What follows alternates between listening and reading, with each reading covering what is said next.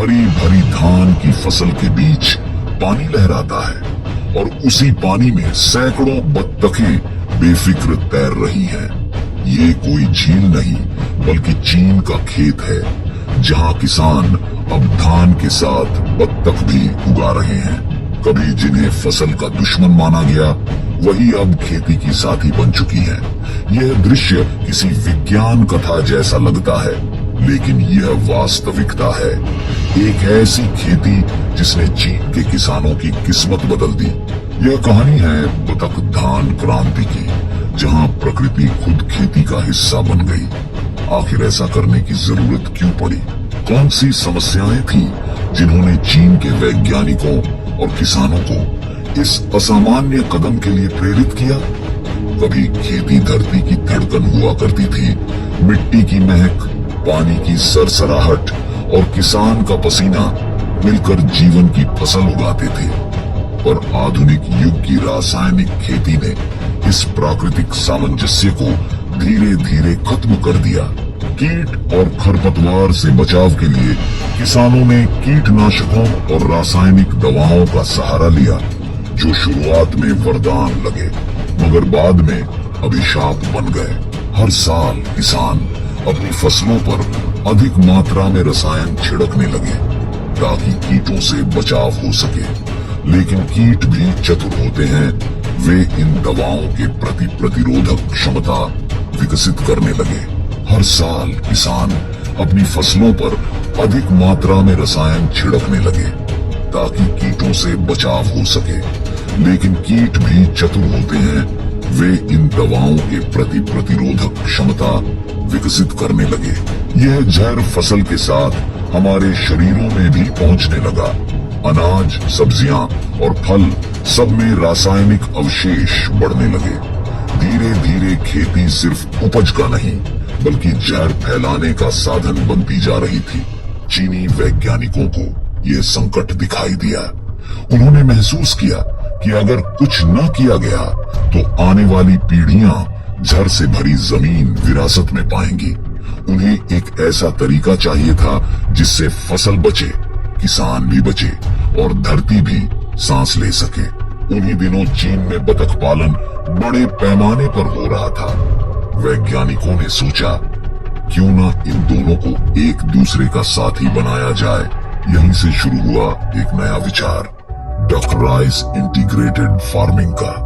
हर संकट के बीच समाधान छिपा होता है, बस उसे देखने की दृष्टि चाहिए। चीन के कृषि वैज्ञानिकों ने भी यही किया। उन्होंने धरती और जीवों के पुराने रिश्ते को फिर से याद किया। सवाल था, क्या प्रकृति खुद खेती की रक्षा कर सकती है? चीन में बतखें पहले से ही बड़ी मात्रा में पाली जाती थी।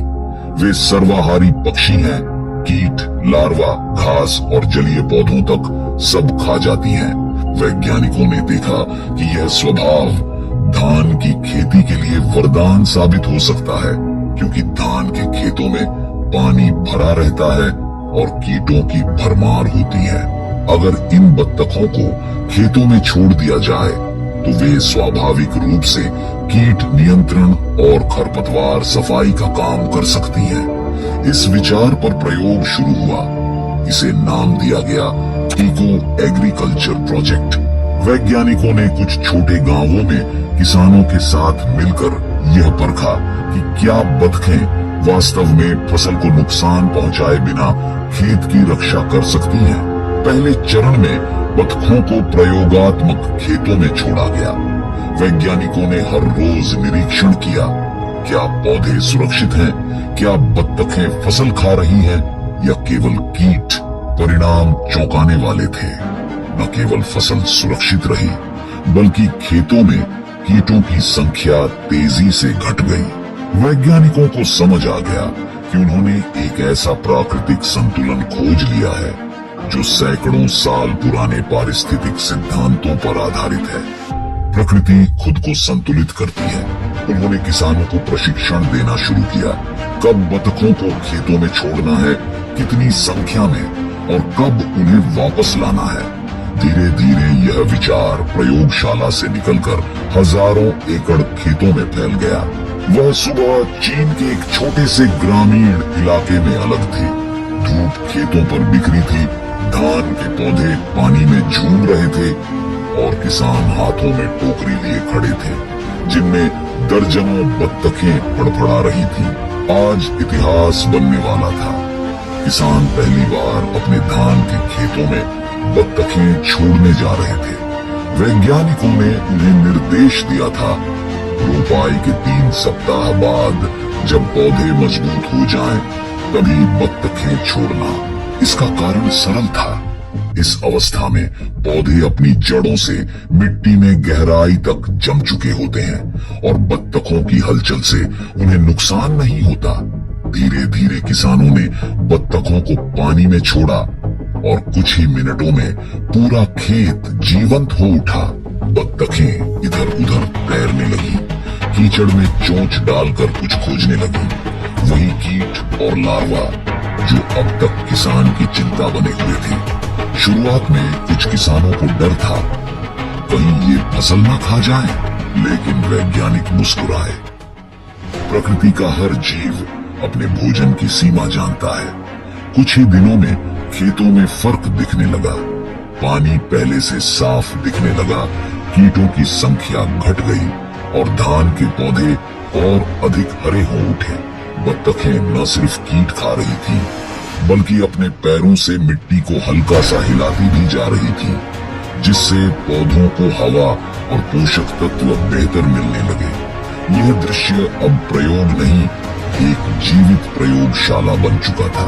किसान हर दिन देखते, बत्तखें खेतों में अपनी सेना की तरह घूमती, कीटों पर हमला करती और शाम को झुंड में लौट जाती। कई किसानों ने कहा, हमने पहले कभी खेती को इतना जिंदा नहीं देखा।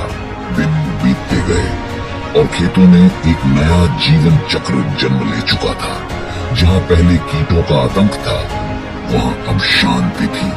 बत्तखें पूरे खेत में ऐसे फैल गईं जैसे कोई सतर्क गश्ती दल जो हर छोटे से छोटे खतरे पर नजर रखे। वे कीट, लार्वा और यहाँ तक कि कीटों के अंडे तक चट कर जाती।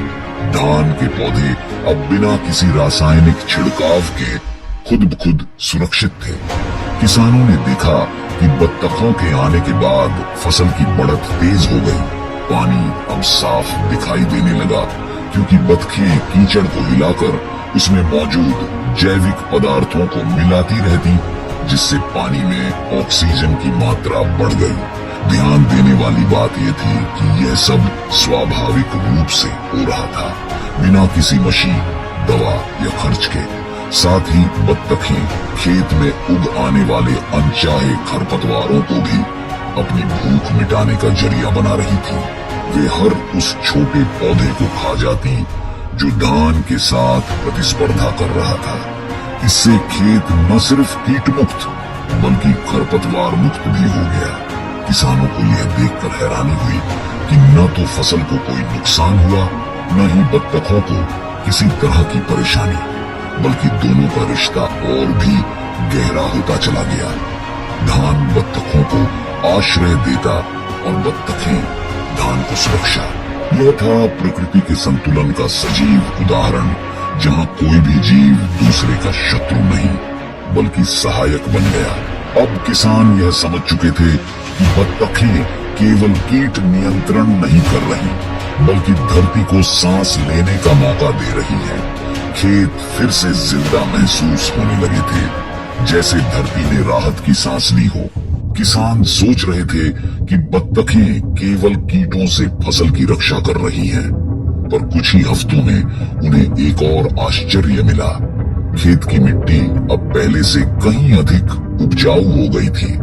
धान के पौधे न केवल स्वस्थ थे, बल्कि उनकी वृद्धि भी तेज थी। वैज्ञानिकों ने जब मिट्टी के नमूने जांचे, तो उन्होंने पाया कि इसका कारण था बत्तखों का मल। जी हाँ, बत्तखों की बीट यानी उनके मल में नाइट्रोजन की अत्यधिक मात्रा होती है। नाइट्रोजन पौधों की वृद्धि के लिए सबसे आवश्यक पोषक तत्व है। बत्तखें खेतों में दिन भर घूमती, कीट खाती और चलते फिरते अपने मल के रूप में खेत को प्राकृतिक उर्वरक देती जाती। इससे किसानों को महंगे रासायनिक उर्वरकों पर खर्च करने की जरूरत नहीं पड़ी। खेत अब खुद अपने पोषक तत्व पैदा कर रहे थे। इसके अलावा बत्तखों के चलते खेतों में एक और बदलाव आया। वे जब पानी में चलती तो अपने पंजों से मिट्टी को हिलाती। इससे मिट्टी की सतह पर हवा का संचार बढ़ता और जड़ों को ऑक्सीजन मिलती। यह एक तरह से प्राकृतिक जुताई, नेचुरल टिलिंग जैसा काम था। धान के पौधे अब और अधिक मजबूत, मोटे और लंबे हो गए थे। इस खेती प्रणाली का एक और अप्रत्याशित लाभ यह था कि खेतों में पानी की गुणवत्ता सुधर गई। बत्तखें जल सतह पर शैवाल, एल्गी की मात्रा नियंत्रित रखती, जिससे खेत में पानी साफ और पोषक बना रहता। यह संतुलन पारिस्थितिकी का सर्वोत्तम उदाहरण था, जहां हर क्रिया का एक सकारात्मक परिणाम होता था। जब किसानों ने पहली फसल काटी तो उत्पादन पहले की तुलना में 20% अधिक था और उन्होंने महसूस किया कि यह सिर्फ एक प्रयोग नहीं, बल्कि टिकाऊ भविष्य की दिशा में कदम है। प्रकृति के साथ कदम मिलाकर चलने वाले किसान अब सिर्फ फसल नहीं, भविष्य भी कमा रहे थे। बत्तखों ने उनके खेतों को रासायनिक जहर से बचाया, लेकिन उनका फायदा यहीं खत्म नहीं हुआ। जल्द ही किसानों ने महसूस किया कि ये बत्तखें उनके लिए चलती फिरती पूंजी हैं। पहला लाभ, कीटनाशकों से मुक्ति। किसानों को अब कीटनाशक खरीदने की जरूरत नहीं पड़ी। इससे खेती की लागत में भारी कमी आई। कई किसानों ने बताया कि उन्होंने सालाना खर्च का लगभग 30 से 40% बचा लिया। दूसरा लाभ, प्राकृतिक उर्वरक से लागत घटाना। बत्तखों की बीट ने महंगे रासायनिक उर्वरकों की जगह ले ली। अब मिट्टी खुद उपजाऊ हो गई थी और खेतों में बार बार उर्वरक डालने की जरूरत नहीं रही। धान के पौधे पहले से अधिक स्वस्थ और मजबूत थे। और तीसरा लाभ, अतिरिक्त आय का स्रोत। किसानों ने देखा कि बत्तखों के अंडे और मांस की बाजार में जबरदस्त मांग है। चीन में बतख के अंडे मुर्गी के अंडों से 1.5 गुना महंगे बिकते हैं। लोग इन अंडों को 2 रूपों में पसंद करते हैं। पहले नमकीन बतख के अंडे, जिन्हें महीनों तक संरक्षित किया जा सकता है, और दूसरे सेंचुरी अंडे, जो मिट्टी, राख, नमक और चूने में रखकर बनाए जाते हैं। इनकी खासियत यह है कि वे महीनों तक खराब नहीं होते और उनका स्वाद विशिष्ट माना जाता है। इससे किसानों की आमदनी कई गुना बढ़ गई। अब वे फसल के साथ साथ अंडे और मांस बेचकर 3 फायदा कमा रहे थे। ये एक ऐसी प्रणाली थी जिसमें कोई नुकसान नहीं था, न पर्यावरण का, न किसान का, न उपभोक्ता का। आंकड़ों में क्रांति। जब इस प्रयोग की पहली रिपोर्ट सामने आई तो चीन के कृषि जगत में हलचल मच गई।